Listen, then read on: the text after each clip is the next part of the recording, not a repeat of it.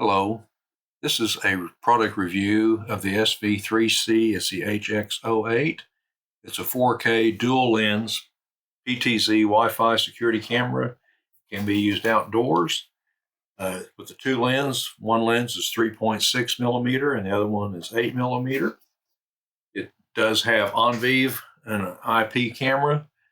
So it is not power over Ethernet. It is not a PoE camera. So it does require power, which has a AC adapter included. It can be run wireless under Wi-Fi or as a network connection. On this particular unit, I'm going to post up from their website. This is the dimensions of it.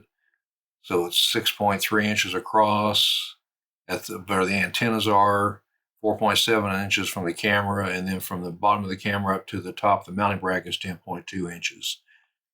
To install the camera, you just follow the instructions. They do recommend that you use the phone app either for Android or iPhone as CamHi Pro. If you already have an SV3C camera, you'll be familiar with that. You can install it. There's a QR code that you can scan on the camera body that will automatically identify the camera. You can put in the Wi-Fi the name and the password, and it will upload and install via Wi-Fi. Or if you want to be cautious, you can install a network cable, do the setup that way, put in the network credentials, and then it will come up that way. It's all personal preference. Now, if you're using the iPad or iPhone, this is what I have. This is what the application looks like. You've got three screens. You've got down at the bottom, you've got the sound on and off. If you want a still photo, if you want to take a video, and if you want to use the microphone to say something to them. On the next control, you've got the close-up view option or the distant view option. And you also have the controller to make the camera pan, tilt, zoom that way. And then the other screen is you can, mirror flip it if you have to. You can tell it no that way and no that way, and it'll, if you have to mount it a strange way, I don't know how you would mount this one upside down. I don't know why you'd want it mirrored, but that gives you that option. Let me go back. I didn't do there's the mirror back, so it's the right way. On the other options, you can focus and, closer, smaller. You can install some presets, so when you hit a preset position, the camera will pan and tilt that way. The volume adjustment, image adjustment, night vision mode, and intelligent tracking. This allows you to set up to watch for people or for cars. You can also go full screen on it.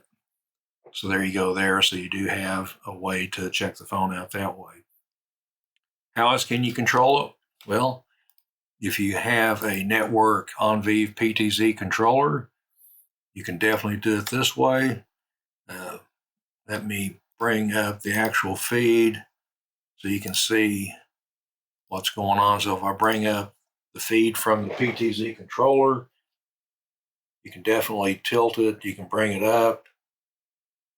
You can zoom in using the joystick, zoom out, tilt out. So you definitely can use a PTZ camera controller. It does have to be ONVIF for this. It's not that hard to figure out. Another way you can do it is if you want to do by computer. Now what you can do on this, you can talk to it by the camera. This is, click on PC view, and there you can see once the username and password once you sign in. So there comes your IP camera settings. And on this, you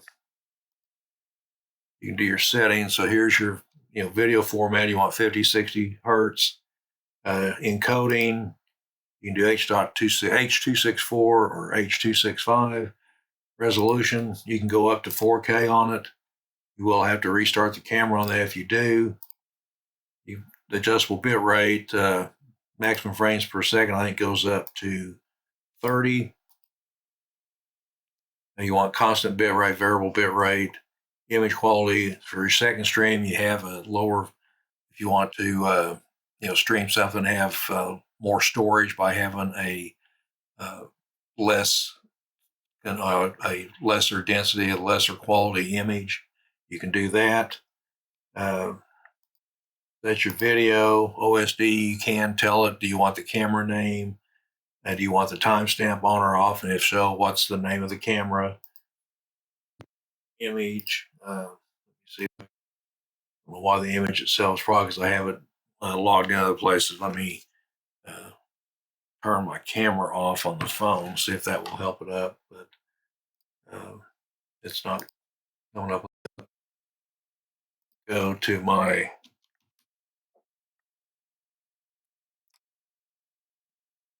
DVR. I think I've got this one set up as camera 2. Yeah, there it is right there. So this is with a computer-based, either two ways.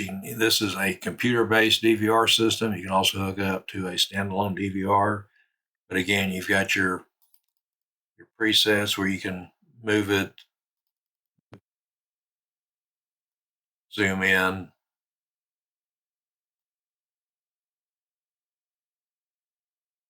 zoom back out. So again, this definitely has a lot of features on it for the price. Let me go back down to the settings.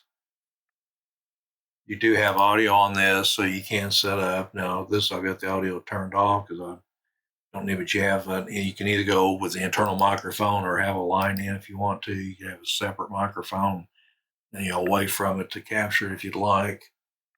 On network, you can do a dynamic IP address to get it from a DHC server, or again, you can go with a fixed IP address.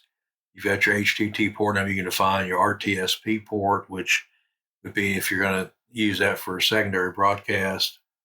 On the wireless, this gives you a chance to put in your SSID name, what type of security mode, and when it says key, that's your Wi-Fi password to get on.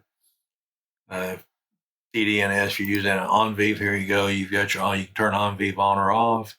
You've got your server port. This one is using 8080. Check or no check basically is, do you want to log in with the password or not? If you have no check, it does not need a password like to connect to the IP controller. And then on, we go to alarm. You can tell, human shape, which is person, human pet, human vehicle. So there's different things they can try to look for automatically.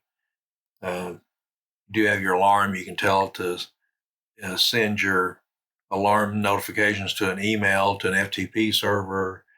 You can save video on the server. You can save a picture on the SD card. Just different things like that. On the schedule, you can basically tell it, do you want to schedule 24/7, or you just want it to schedule, maybe you're only going to have it scheduled at night when nobody's around, maybe during the morning hours or working hours, it's being monitored. But this way, if you have it on holidays, weekends, things like that, you can make it do a search on that. And then advanced, you can change the admin password here. The auto snap, you can tell to snap a picture every 60 seconds on the SD card for saving. You can also have it save a picture to the FTP server. And again, you can schedule if it's going to be done 24/7 or certain times when, lunch break, after hours, weekends, holidays, things like that. Time record, when it starts recording, you can tell it to automatically record for, I think, anywhere from like 10 seconds to 900 seconds, depending on what you want. You can tell it to stream first or second stream. First stream would be your highest quality. This is where you would set up your email. So if you wanted to email a picture or a short video, this would be it. Same way with setting up your FTP server. Again, you have your mobile tray. This is on your terminal setting. Restart timer, you can tell the thing to restart at a certain time each day or each week. If you're going to use a cloud service, this would be where you activate the cloud service, and then you'd have to sign up for that. And then the system, you're setting up the time, which time server do you want to use? Do you want to sync up with your PC or your phone? And if your time zone, and also if you are daylight savings time active or not. Initialize just basically tells you, hey, what language are you going to use? You can reboot it after making changes. If you've screwed up, you can't remember the password, can't remember settings, or maybe the settings are so screwed up you don't like it, you can do a factory reset. You can also back up the current settings. So maybe you like what you have, but you don't know if you want to improve it. You can save these settings, go back and play with the camera, and if you really mess it up, you can go revert back to this setting. Device information just gives you all the information about this camera currently. Device ID, what software's version, the firmware, SD status. For instance, this does have a 64 gigabit SD card in, which currently has 59 gigabits of maximum storage on it. And then on the system log, it just basically tells you what's going on. So you do have some nice things to look at. Let me bring up the screen once more for the unit. So this is what the camera looks like. And again, I've got it on the PTZ stick. So there we go in on the zoom. You can see it does zoom in pretty well. That's up to a 10x zoom, and then back off, and then I can pan left, pan. If I need more of the yard, I can click down to the yard. For some reason, I just want sky, I can go up and get more of the sky that way. But as you can see, the color pretty well changes on that. So again, you've got a nice little unit in this. It's a very easy to mount, 4 screws on the mount bracket, and the instructions that come with it will get you through any type of installation, any type of service issue. So I appreciate you viewing this, and hopefully they've answered any questions. If you have any issues, if you do have any issues, just please leave me a comment, and I'll try to get back to you when I can. So I hope you enjoyed this informative video.